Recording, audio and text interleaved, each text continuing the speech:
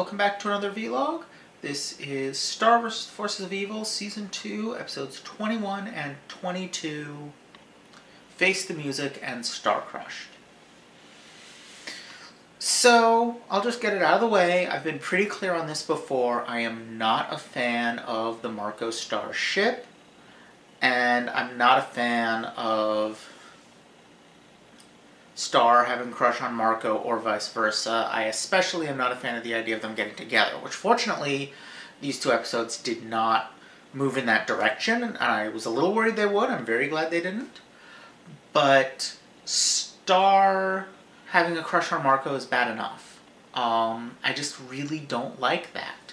I really like them as friends. Hopefully they'll develop back into friends.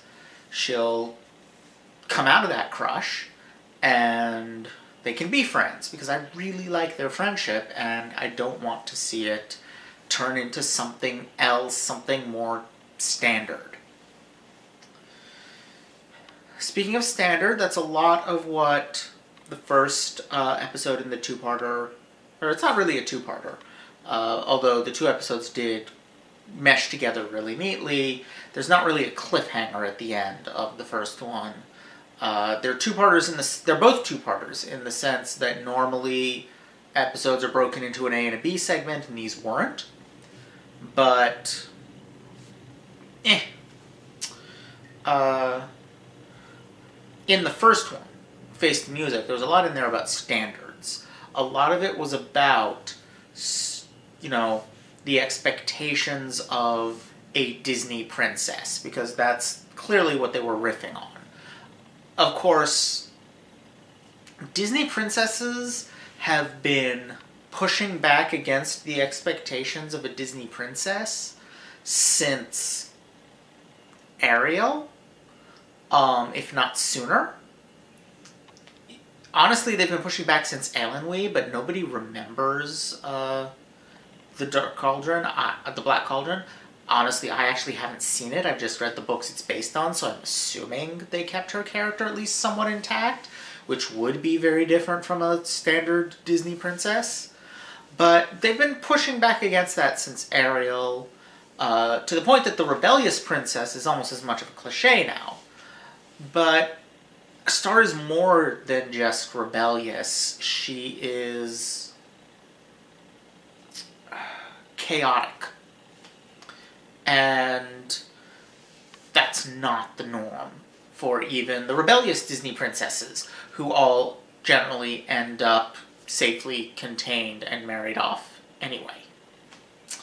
I think the one that comes closest to Star's energy is probably Rapunzel.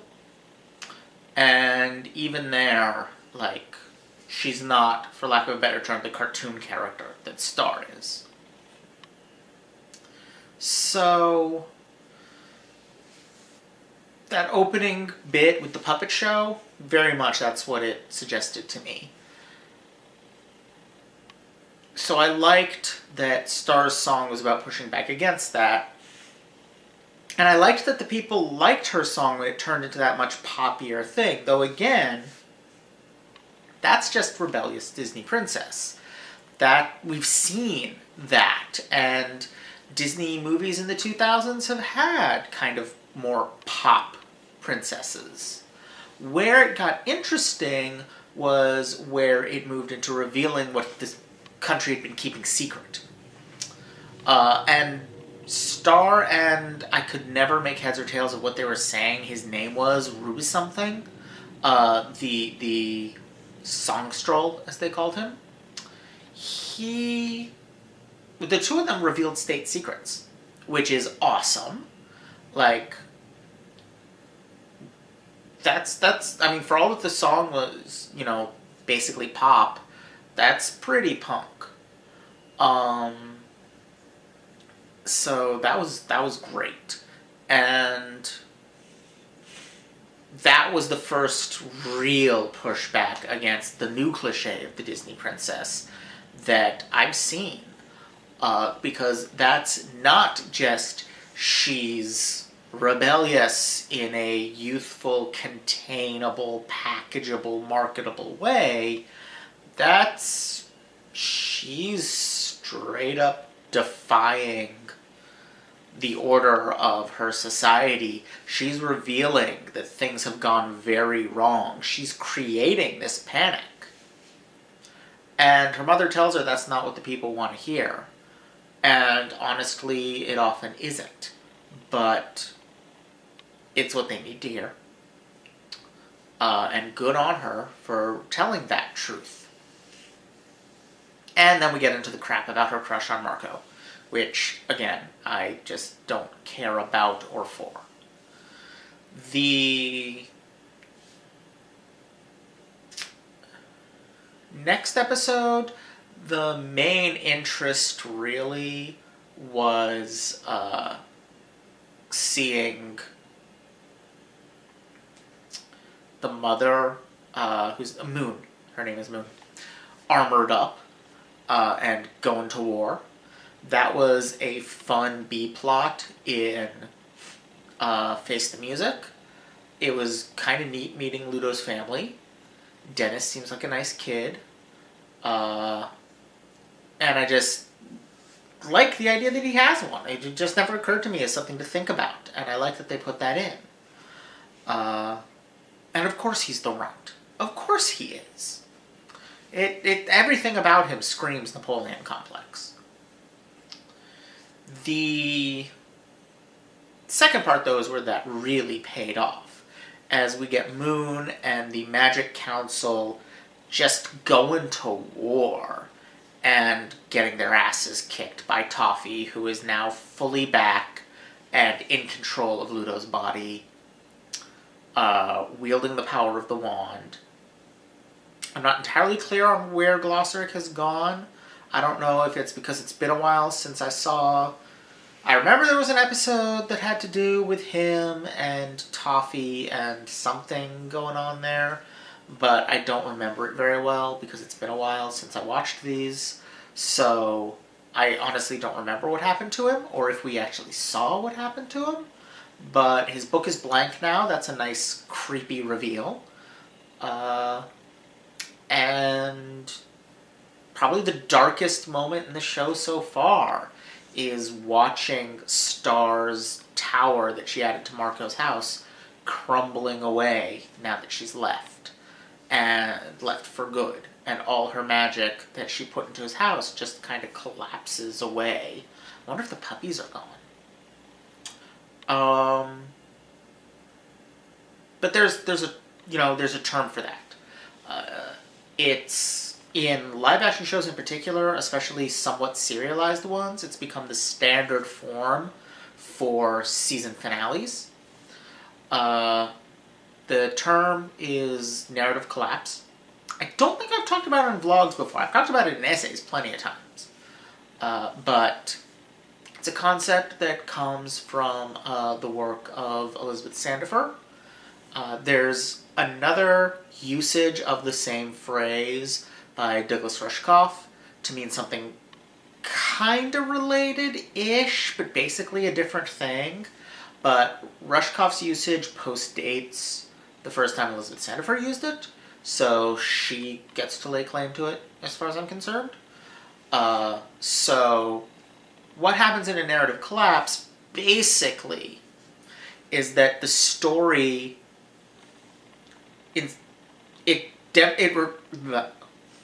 Normally, the kind of conflicts you get in stories and Western storytelling in particular, the characters will encounter obstacles to what they want or threats to their well-being. Those are the usual two kinds of conflict you see. Those can be internal or external conflicts. The obstacle to what the character wants could be something within them, or it could be, somebody standing in their way. It could be a natural thing standing in their way that they have to overcome. It could be any of a bajillion things. And likewise, the threat to their well-being could be something internal, could be something, family drama threatening to tear apart their family and cause them to lose something that's a part of themselves, etc., etc., etc. Narrative collapse is a relatively newish kind of conflict, which banks on the audience being media savvy enough to know what kinds of stories a show tells and what it needs to tell those stories. Because what a narrative collapse is a threat not to the character's well-being or to their ability to accomplish their goals. It's a threat to the show's ability to tell stories. And that's what's happened here. Star's departure from Earth undermines the whole premise of Star versus the Forces of Evil. That's what the show has been about since the first episode. Now it's not. Now it has to be about something else. The typical cliffhanger with the typical kinds of conflict cause you to ask, how will the characters get out of this? A narrative collapse causes you to ask something different. It causes you to ask, how is their show after this? And it's not something you see a ton of in cartoons. Occasionally, you'll see something pull it. You can make a case for the third season finale of Korra as a narrative collapse of sorts. You can definitely make a case for the last episode going into the multi-part finale of Gravity Falls as being a narrative collapse. But by and large, they're not that common in animation yet. I imagine they will become more so. And anime doesn't really tend to divide up into seasons. They don't really exist there at all. But here we have one as the season finale to Star vs. the Forces of Evil Season 2, and that's really cool. And as much as I don't like what they're doing with the Star's crush on Marco thing, I do really like that, and I'm really looking forward to them doing more with it. I think that's about it. Hope you all enjoyed this. Don't forget to like, comment, subscribe. Check out my Patreon for early access to vlogs, let's plays, essays, and more. And I'll see you all next time. Bye!